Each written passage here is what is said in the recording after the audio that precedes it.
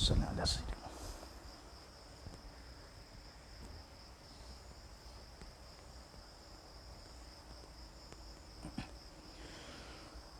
A'udzu billahi minasyaitonir rajim. Bismillahirrahmanirrahim. Assalamualaikum warahmatullahi wabarakatuh. Alhamdulillahi rabbil alamin. Wal 'aqibatu lil muttaqin wala 'udwana illa 'alal zalimin. Ashhadu an la ilaha illallah wahdahu la syarika lah wa ashhadu anna sayyidana Muhammadan 'abduhu wa rasuluh.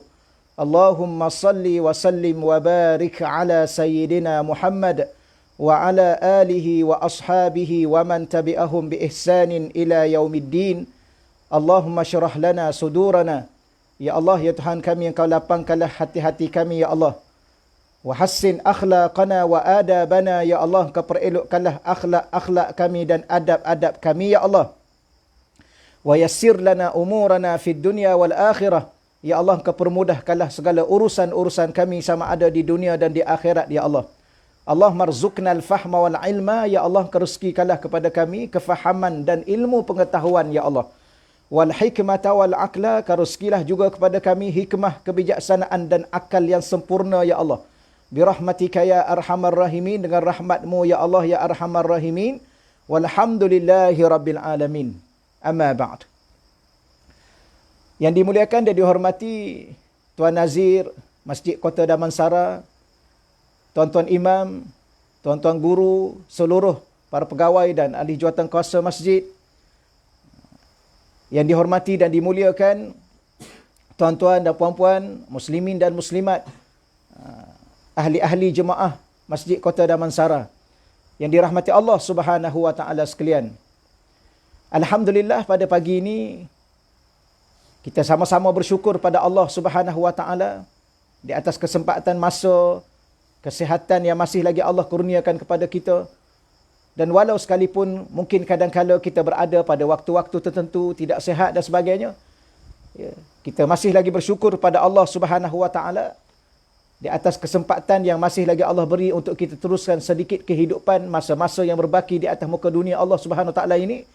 Ya, moga-moga kita mengambil sedikit peluang untuk menambahkan lagi ilmu kita, menambahkan lagi amal ibadah kita, dan kita mempersiapkan diri kita dengan banyak bertaubat kepada Allah, banyak beristighfar kepada Allah, supaya Allah Subhanahu wa taala mengampunkan di atas segala kecuaian kita, mengampunkan di atas segala kesalahan kita, apatah lagi dosa-dosa yang telah kita lakukan.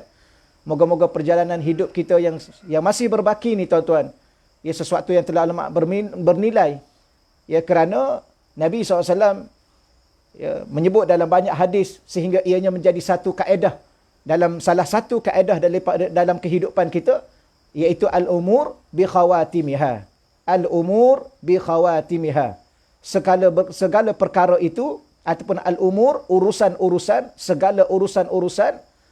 Kerana al-umur itu dijamakkan oleh kata-kata oleh para ulama, al-amru satu urusan, al-umur banyak urusan ataupun segala urusan.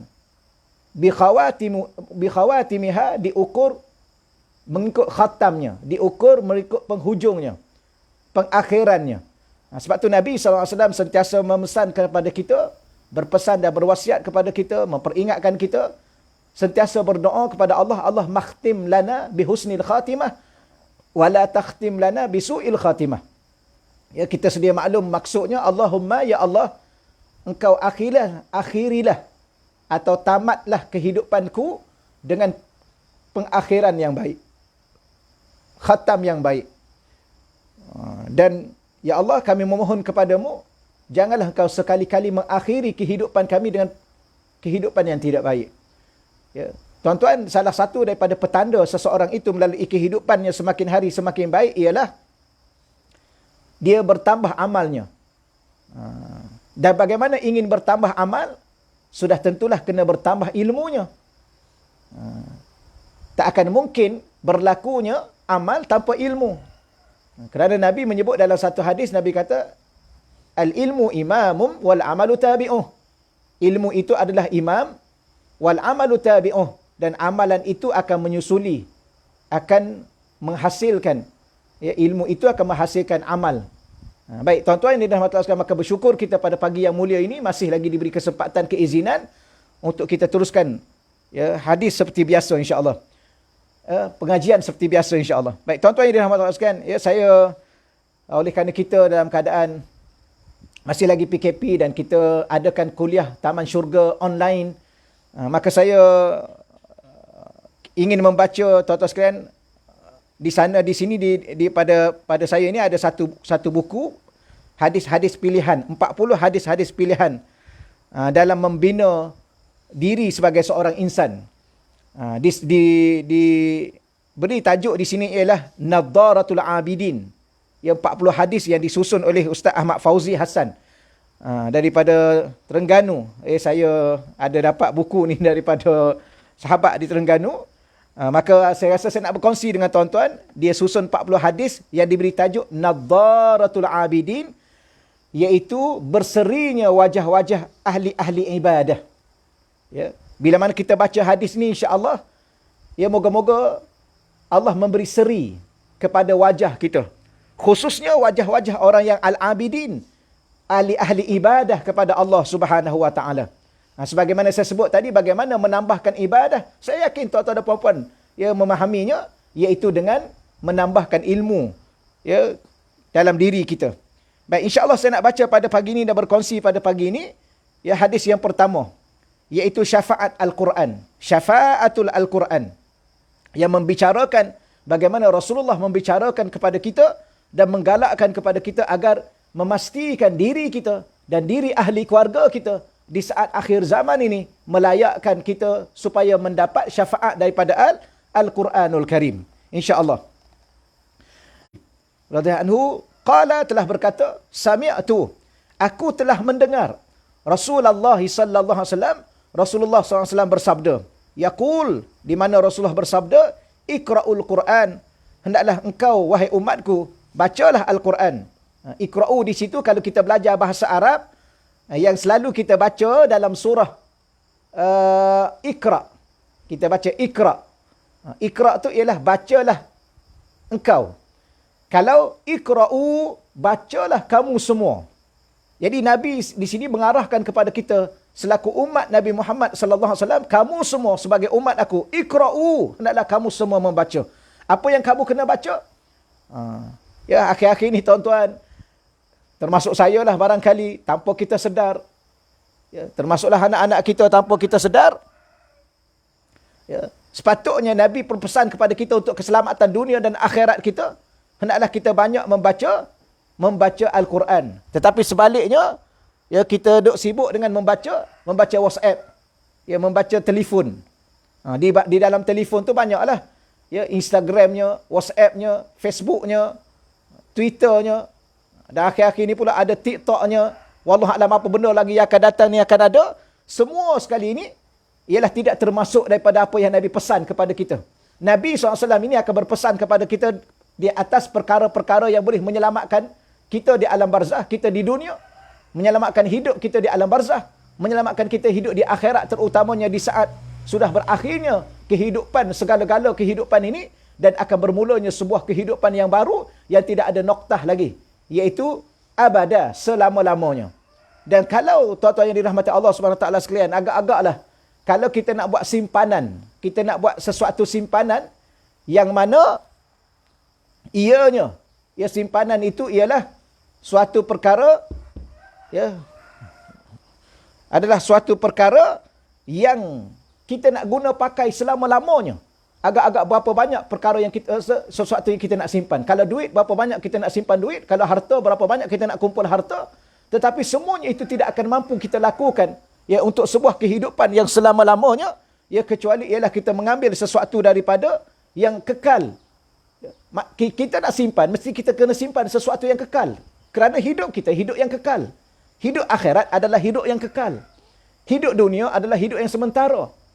Maka kita kena cari sesuatu yang kekal untuk kita simpan sebagai suatu bekalan yang untuk hidup yang kekal selama-lama. Apa yang kekal? Al-Quranul Karim. Pahala-pahala daripada Al-Quran. Kerana Al-Quran itu adalah kalam Allah, sifat Allah.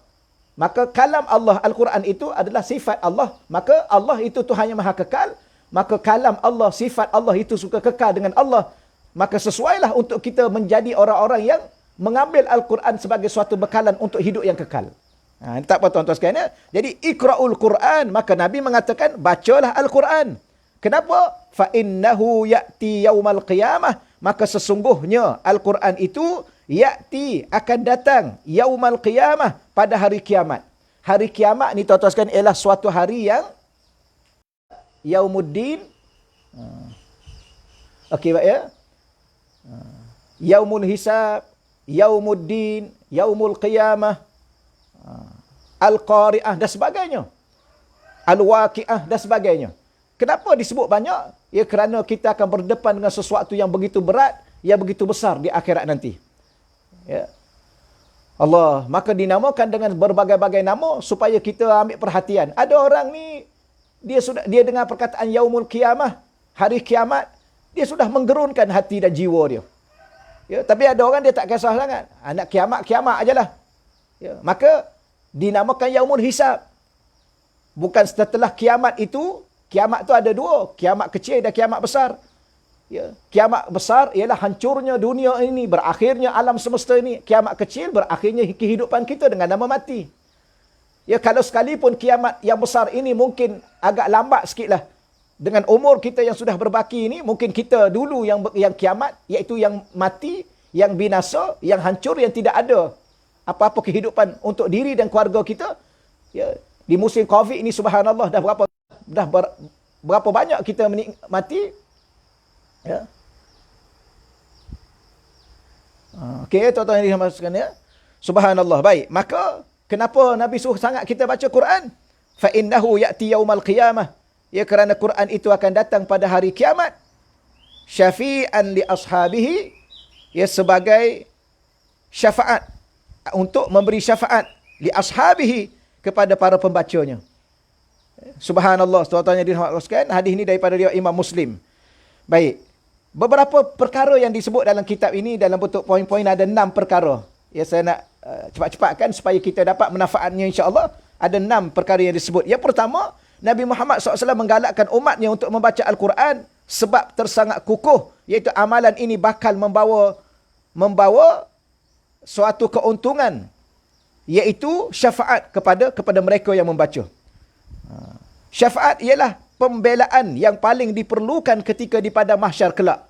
Pada waktu ini semua manusia hanya menjaga kepentingan diri sendiri sahaja. Tiada bantuan dan tiada sokongan yang boleh diharap pada hari tersebut, melainkan Al-Quran yang datang membawa syafaat diterima oleh Allah Subhanahu Wa Taala.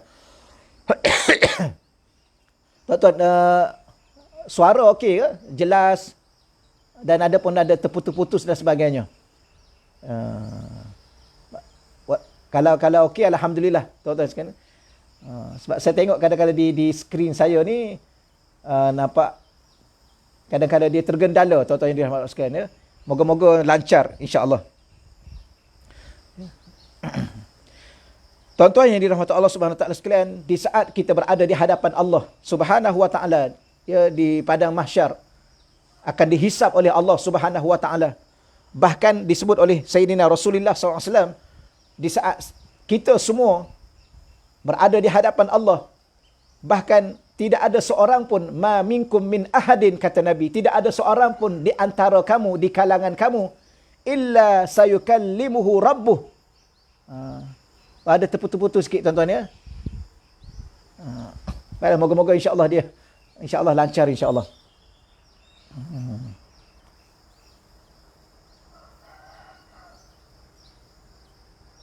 Sekejap ya.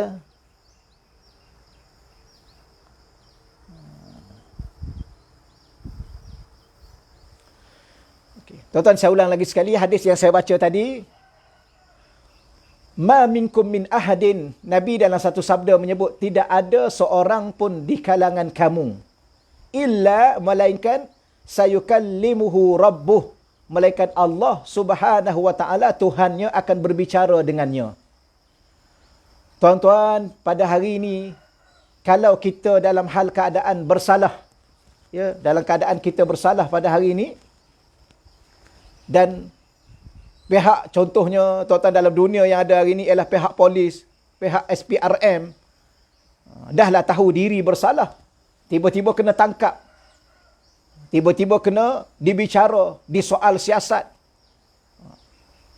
Apatah lagi direman dan sebagainya. Subhanallah, bagaimana hati dan jiwa seseorang itu rasa gementar, rasa takut, rasa gerun kerana dia tahu dia bersalah. Dan saya dengan tuan-tuan sudah tentu dah kita ni bersalah. Yang tu yang kalau polis bertanya, ditangkap oleh polis dan tahu dah bersalah. Dan mungkin akan sabit kesalahan kerana sememangnya dia bersalah. Dan bukti-buktinya nyata dan jelas melalui rekod-rekod yang ada. Catatan-catatan yang ada. Tambah-tambah minta maaf. Contoh, ya orang-orang yang melakukan rasuah. Ya, ada rekodnya, ada saksinya. Ada transaksinya dan sebagainya. Melalui keuangan dan sebagainya. Subhanallah, tak tahulah apa yang mereka rasa di saat mereka kena tangkap dan disoal siasat.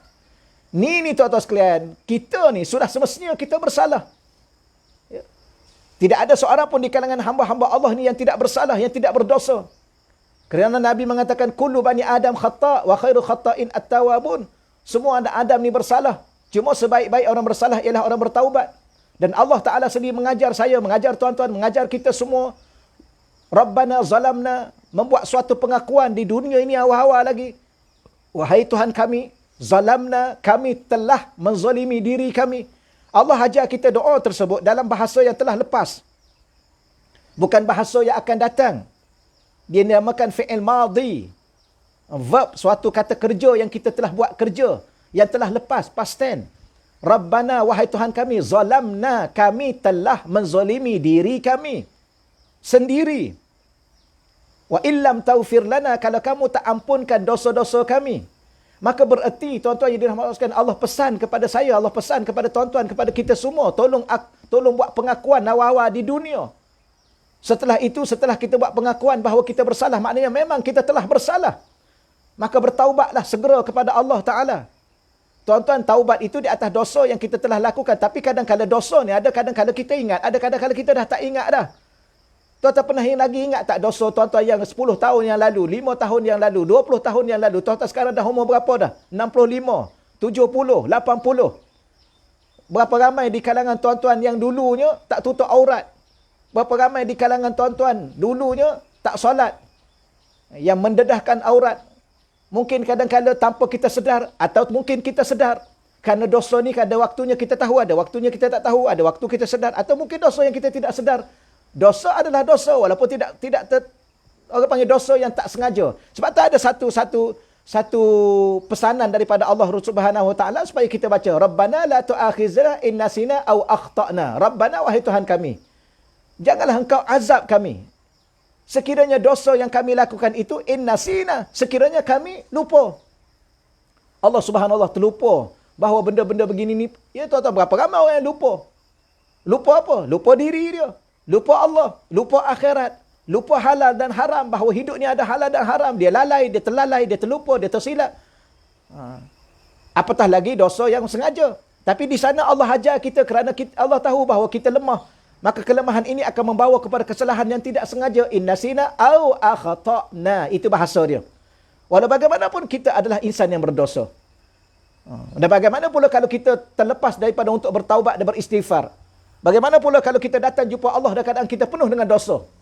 Dosa kita dengan diri kita sendiri, ia tidak menghargai diri kita yang dikurniakan oleh Allah. Kita gunakan diri kita, tangan, kaki kita, mata kita, sehingga setiap waktu kita menghadap telefon, ya, setiap waktu kita menghadap makhluk-makhluk Allah, menghadap dunia. Bahkan ada waktu-waktu di saat kita menghadap diri kita ke dunia, kita lupa akhirat, kita lupa Allah, kita lupa beribadah pada Allah. Berapa banyak dosa-dosa kita dulu yang kita sakitkan hati ibu dan bapa kita. Berapa banyak kita mengingkari ibu dan bapa kita. Berapa banyak kita mengingkari guru-guru kita, kurang beradab dengan guru-guru kita. Dan semuanya itu tercatat dalam buku catatan malaikat yang tidak pernah satu pun tertinggal. Maka sudah tentu di saat kita bertemu dengan Allah, Allah akan soal di atas segala kesalahan kita. Maka kita akan terasa terlalu gemetar. Dan ketika itu kita berharap ada sesuatu yang datang. Ya, sama ada orangnya, ataupun amalannya, ataupun dalam bahasa mudah yang kita sedang berbicara pada pagi ini ialah, iaitu syafaat. Apa makna syafaat? Suatu pembelaan yang dinamakan peguam bela ke apa? Ya, saya tak mahir dalam bidang ini, walau bagaimanapun kita berharap orang yang datang membela kita. Kerana pada waktu itu al-yawma nakhtimu ala afwahihim wa tukallimuna aydihim. Pada hari itu nakhtimu ala afwahihim, kami tutup, kami khatam, kami seal ya mulut-mulut mereka. Dulu bukan main lagi. Orang cakap itu dia cakap ini. Ya, orang kata macam tu dia kata macam ni. Berapa ramai dunia hari ni tuan-tuan sekalian, sampai hari ni kita kata kenapa tak tutup aurat? You tak payah kisahlah dengan aurat ai. Ai punya pasal lah. Ini hak ai. Ya, akhirat nanti pun biar ai yang kena tanya. Lagipun kuburnya lain-lain. Oh subhanallah, tuan-tuan, jawapan subhanallah. Satu demi satu mereka memberi jawapan. Ya, you jaga diri you sendiri. You tak payah jaga tepi kain orang. Tuan-tuan sekalian, ni dunia hari ni. Apatah lagi dalam dunia medsos. Ya, media sosial yang ada hari ni. Subhanallah, tuan-tuan sekalian, kalau kita tengok dalam Facebook, dalam segala-gala apa yang ada pada hari ni, tuan-tuan sekalian, berkaitan dengan medsos ni, ya, media sosial ini, subhanallah, mereka berdebat habis-habisan. Tuduh menuduh, fitnah memfitnah, keji mengeji, subhanallah, fitnah macam-macam dunia hari, tanpa gerun sedikit pun, tanpa takut sedikit pun, ya, catatan para malaikat. Ya, apatah lagi ditulis di dalam Facebook yang sudah tercatat di situ. Tuan punya Facebooknya dah meninggal, selagi mana tak tutup akaun itu, ia berjalan sampai ke akhirat. Ya. Bahkan dia akan kekal, tuan-tuan sekalian, dan merata seluruh dunia pergi fitnah-fitnah itu.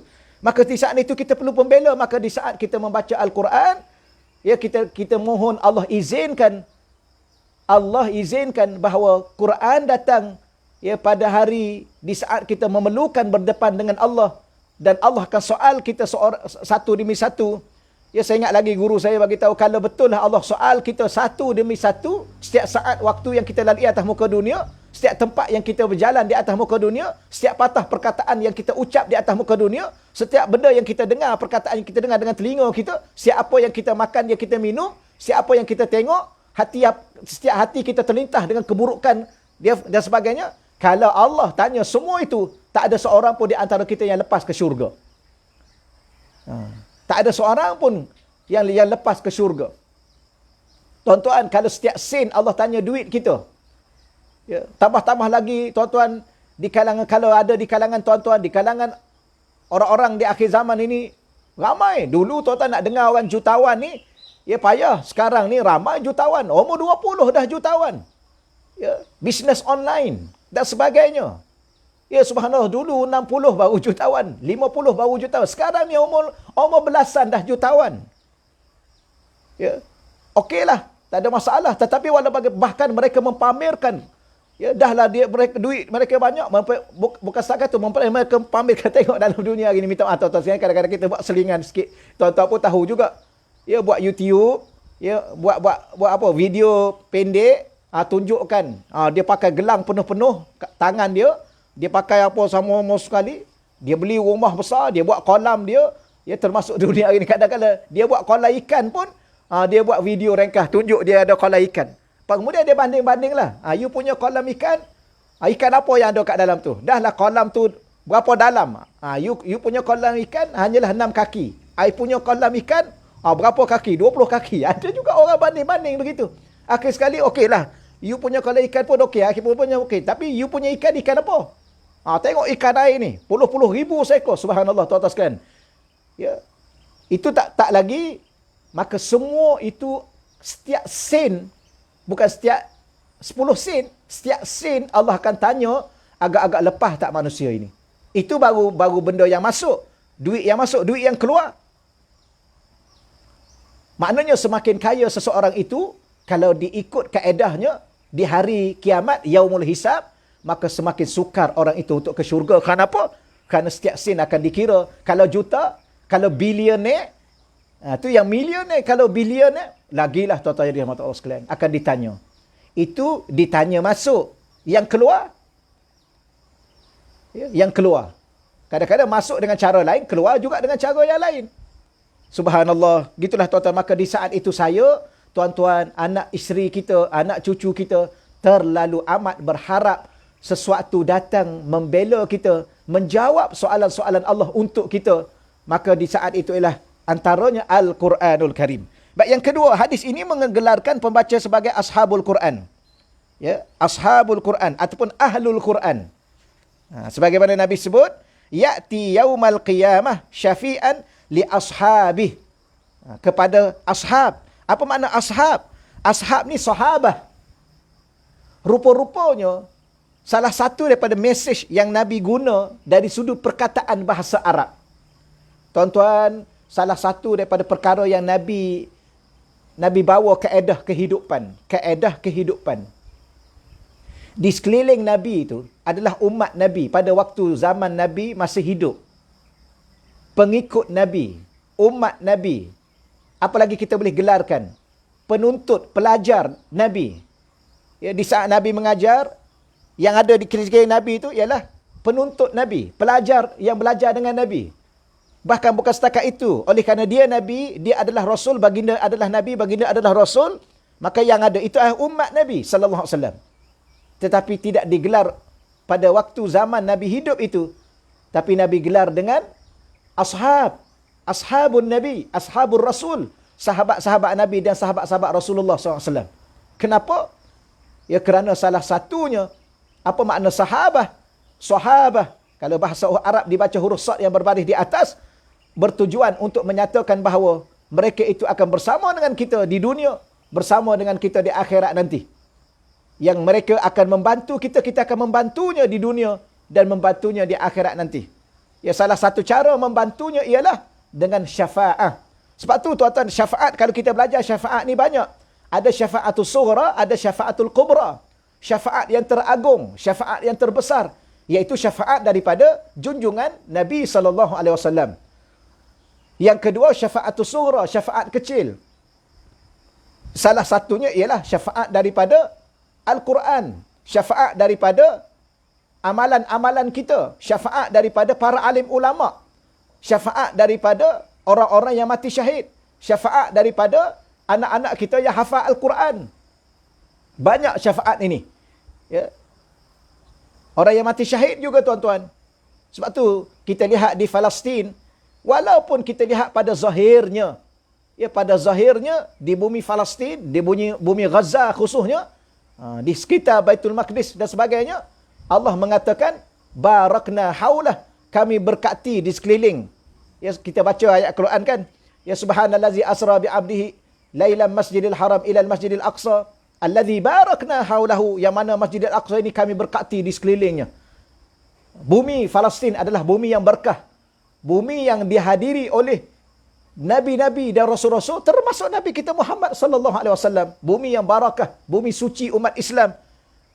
Tapi kalau kita kata bumi itu bumi berkat, kenapa kehidupannya nampak susah? Ya, hidup hari-hari berdepan dengan kematian, rumah dibom dan sebagainya, keluarga, kehilangan keluarga. Tapi salah satu daripada apa yang Allah nak tunjuk kepada kita antara bukti kehidupan yang baik ialah mengakhiri kehidupan itu dengan syahid. Sehingga Allah Ta'ala melayakkan orang-orang yang mati syahid itu memberi syafaat kepada ahli keluarganya.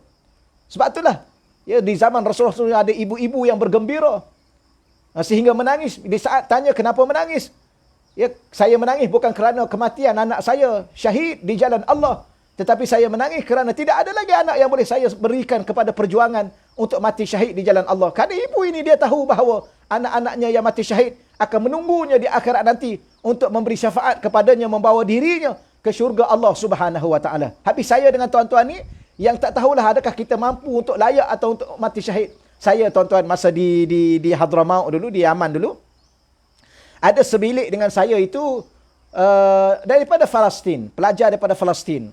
Banyaklah saya bersembang dengan dia. Antara salah satunya saya tanya berkaitan dengan pejuang-pejuang Hamas. Ya, pejuang-pejuang Hamas.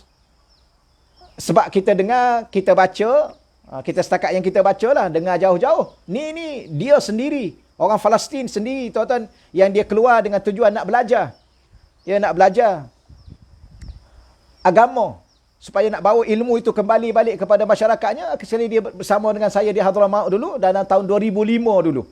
Maka saya tanya dia, ya, apakah syarat-syarat? Saya dengar lah, saya baca-baca lah, saya cakap, syarat nak jadi pejuang Hamas tu, ya, Brigade Al-Qassam itu. Dia kata, dan saya tanya juga kepada dia, Dia kata, aku nak cakap pada kamu antaranya yang termasuklah yang dulu kita dengar dibahas oleh para alim ulama apa hukum yang letak bom pada tubuh badan dia. Dia pergi letupkan letupkan di tempat-tempat yang ada tentera-tentera Israel ini. Dia kata, dia kata, wahai saudaraku, yang menjadi pejuang-pejuang Hamas, Brigade Al-Qassam itu, termasuk yang letak bom itu, ialah mereka yang hafiz Al-Quran 30 juzuk.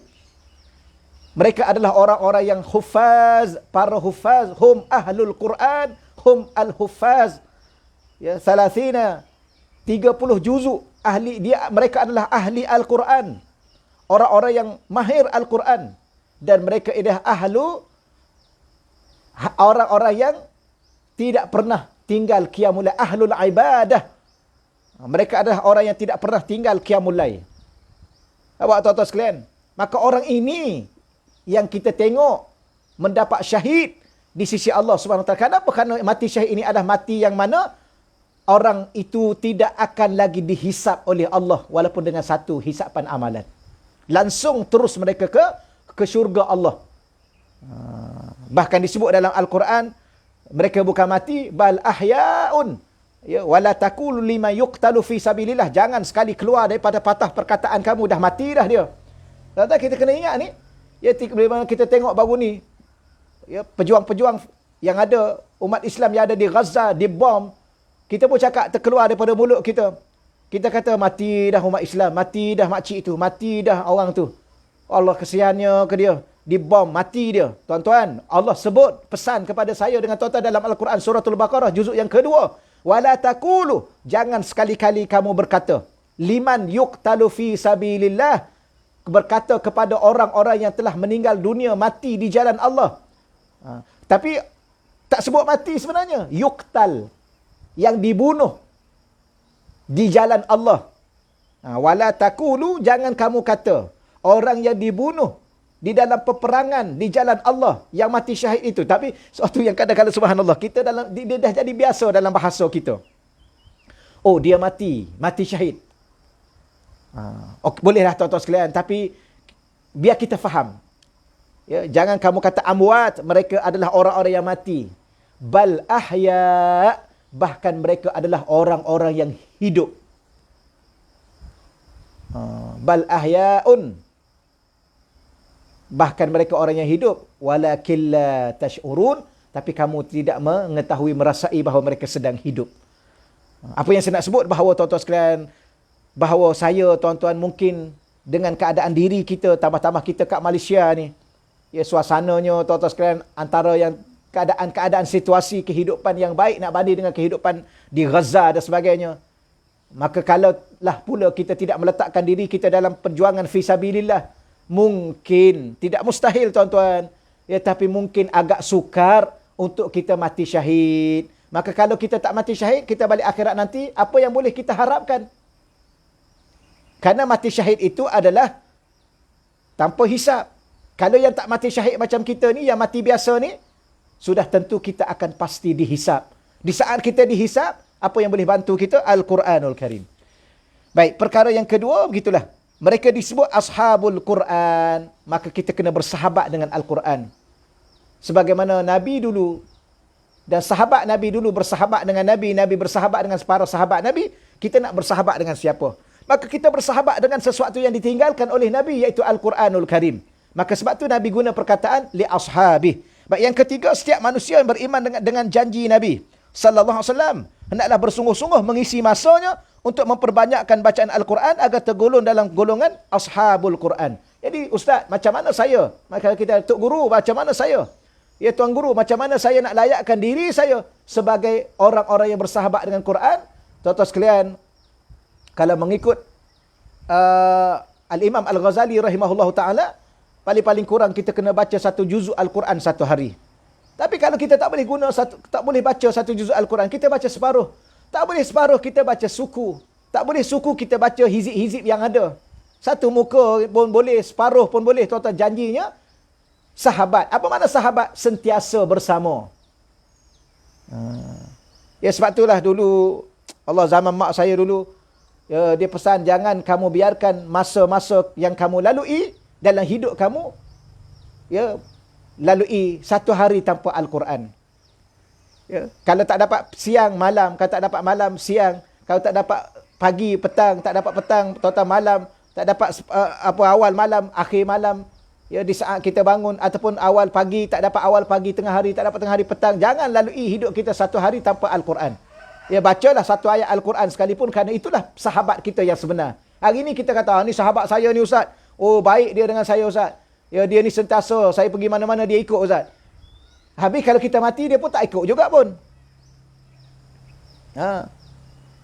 Kita kata baik, ya baik. Bagus, bagus. Kita tak nafi. Tapi kalau kita mati, dia nak baik dengan kita dalam kubur bersama kita. Tak. Tapi Al-Quran akan turut kita bersama untuk menerangi kubur kita. Dan di saat malaikat datang pun dia akan menghalang kita. Surah Al-Mulk akan menghalang malaikat daripada menyoal jawab kita. Apatah lagi, malaikat itu akan mengazab kita. Maka Al-Mulk itu, surah Al-Mulk itu akan menjauhkan kita, melindungi kita daripada azab kubur. Baik, itu yang keempat. Yang ketiga, yang keempat, ashabul Quran sudah pasti tidak cukup sekadar membaca sahaja. Semestinya pembacaan sebenarnya memerlukan sebutan yang betul. Sebagaimana biasa tuan-tuan sekalian, kalau nak jadi sahabat Quran, Al-Quran dia ada hak dia. Sebagaimana kita bersahabat, sahabat itu ada hak yang kita kena tunaikan. Maka bersahabat dengan Al-Quran, ada hak yang kita mesti tunaikan. Apakah hak dia? Iaitu kita kena belajar tajwid. Belajar tajwid untuk apa? Untuk baca Quran. Baca Quran dengan bagaimana? Dengan cara yang mengikut hak-hak Al-Quran yang kita kena tunaikan, iaitu sebutan makhraj yang betul, hukum hakam tajwid yang betul, sifat-sifat huruf yang betul. Itu yang keempat. Ada dua lagi tuan-tuan. Sikit lagi insya-Allah ya. Dia ada 6 perkara yang ditulis di sini. Sikit lagi insya-Allah. Yang kelima, Al-Quran adalah teman sejati. Tidak rugi hidup bertemankan Al-Quran. Ia sekali-kali tidak meninggalkan temannya di akhirat. Kelak, tak kala teman lain meninggalkan temannya masing-masing. Sebagaimana saya sebut tadi tuan-tuan. Siapakah teman setia kita? Kadang-kadang kita cakap teman setia kita adalah isteri kita. Teman setia kita adalah suami kita. Teman setia kita apa? Anak-anak kita. Ya, kerana isteri dan suami anak-anak ini di saat kita senang pun dia bersama dengan kita, apatah lagi di saat dia sakit, mereka lah akan menemani kita. Inilah teman yang setia. Tetapi kita kena faham sebagaimana kita sebut tadi, tuan-tuan pun sudah faham, saya pun dah sebut, bahawa serapat-rapat teman kita, yang nama isteri itu, yang nama suami itu, yang nama anak-anak itu, kalau kita meninggal, mereka tidak akan turut meninggal untuk menjaga kita. Ya. Mereka tidak akan turut mati demi menjaga kita di alam barzakh. Kerana mereka juga ada kehidupan mereka sendiri di sisi Allah. Mereka ada kubur mereka sendiri, kita ada kubur kita sendiri. Ya. Maka di saat itu, yang paling setia teman kita ialah, ataupun teman setia kita. Dulu TV berapa dulu tuan-tuan ya? RTM. RTM 1 ke RTM 2? Teman setia anda. Ni kadang-kadang tuan-tuan sekalian bahasa-bahasa yang mengelirukan kehidupan kita dunia.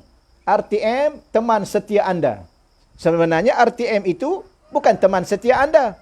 RTM itu ialah rehat tunggu mati. RTM, rehat tunggu mati.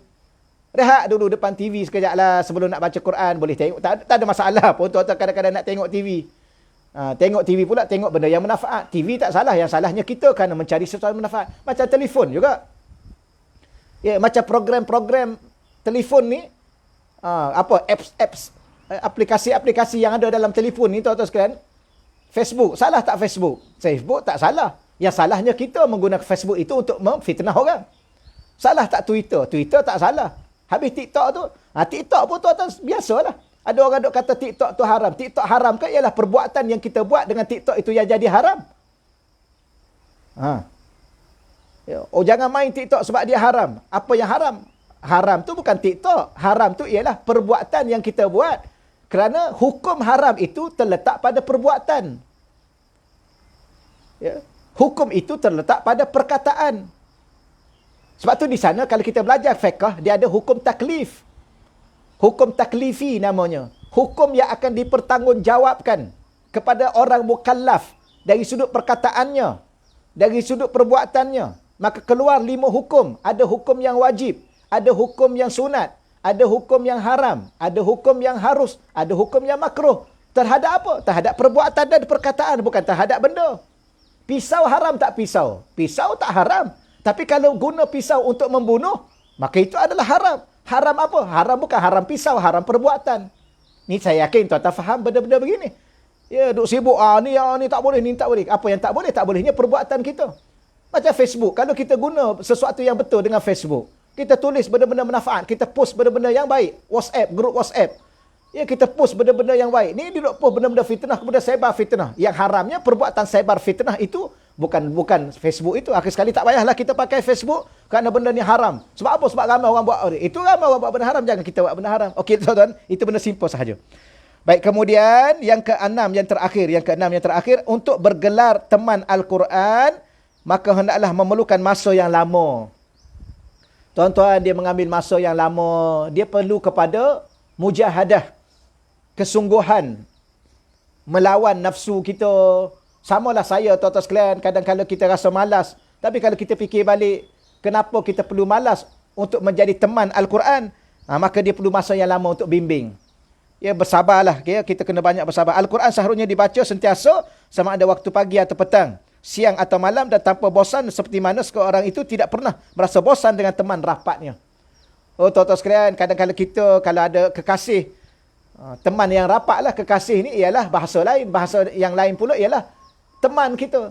Teman apa? Teman sejati. Teman apa? Teman yang rapat.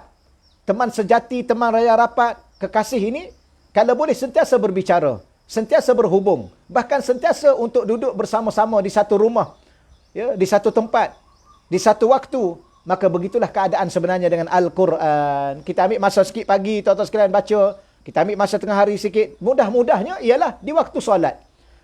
Selepas solat subuh, baca sikit. Selepas solat zuhur, baca sedikit. Selepas solat asar, begitulah kita seterusnya, barulah kita akan menjadi insan yang bergelar sahabat Al-Quran ataupun seman sejati Al-Quranul Karim. Dengan inilah kita harap Allah Subhanahu Wa Taala, dengan usaha yang sedikit ini, tuan-tuan sekalian, ada ulama-ulama satu hari dia khatam Quran. Ya, kalau dalam kitab An-Nasaih Diniyah itu ada satu riwayat, ada seorang riwayat yang sahih, ramai meriwayatkan, ada orang ni paling banyak, ya, di kalangan para salafus salih yang terdahulu, paling banyak dia khatam Quran 6 kali satu hari. Ada yang 8 kali satu hari. Ada yang 3 hari satu kali. Ada yang 10 hari sekali khatam. Ya, subhanallah, moga-moga Allah memberi rezeki kepada saya, kepada tuan-tuan dan puan-puan, kepada zuriat anak isteri kita, anak cucu kita, ialah orang-orang yang bertemankan dengan Al-Quran. Telefon pegang tak ada masalah. Ya, tapi kadang-kadang kita download, ya, aplikasi yang ada di dalamnya Al-Quran, ada di dalamnya terjemah. Ya, sekarang mudah sangat. Maka apa salahnya buka dulu Quran, kemudian buka apps yang ada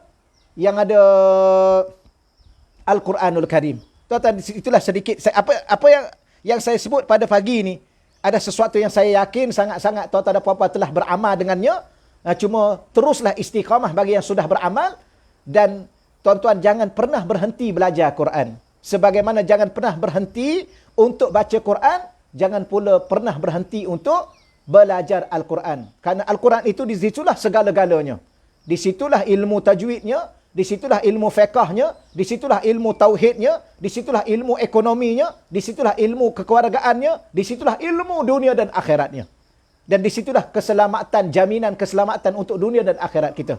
Tuan-tuan, saya setakat itu dahululah. Ya, kuliah subuh kita pada pagi ini, ya, taman-taman syurga online kita. Moga-moga tuan-tuan, saya dan ahli keluarga kita mendapat suatu manfaat. Antara manfaat yang sekarang yang sedang kita dapat ialah rumah-rumah kita sekarang dipenuhi oleh malaikat-malaikat yang membawa barakah, yang membawa rahmat, yang membawa doa-doa keampunan kepada Allah. Moga-moga rumah tuan-tuan dan rumah saya, ya, pada pagi ini, saya ni tuan-tuan bersiaran daripada Pulau Indah. Tempat saya bela ayam tu, Pulau Indah.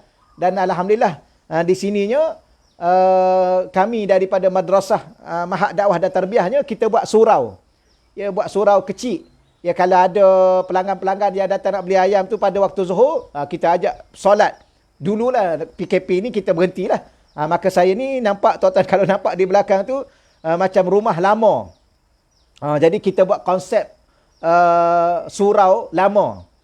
Ya, yang ada tingkap yang tak ada jendela, ada tak apa-apa, tak ada, kita buat lapang tuan-tuan sekalian, nampak di belakang tu macam rumah lama. Itulah ya surau. Jadi mungkin kadang-kadang terputus sikit daripada pulau, agak jauh kita ni tuan-tuan sekalian.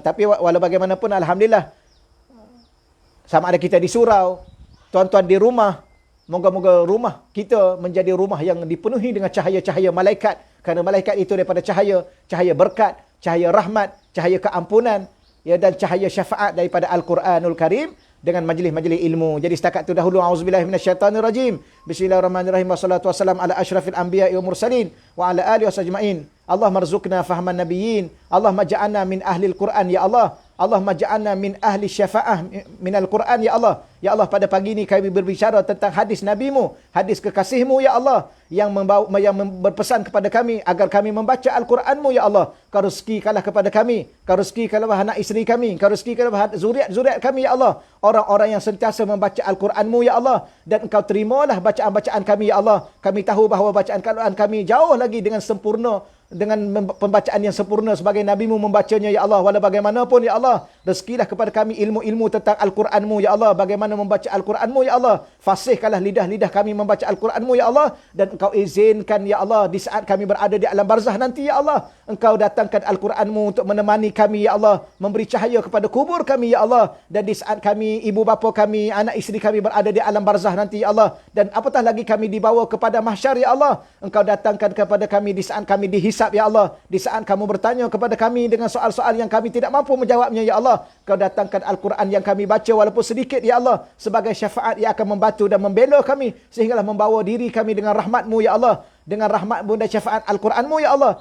ke dalam syurga-syurga-Mu ya Allah. Rabbana atina fid dunya hasanah fil akhirati hasanatan wa qina azabannar. Wa sallallahu ala sayyidina maulana Muhammad walhamdulillahi rabbil alamin. Assalamualaikum warahmatullahi wabarakatuh.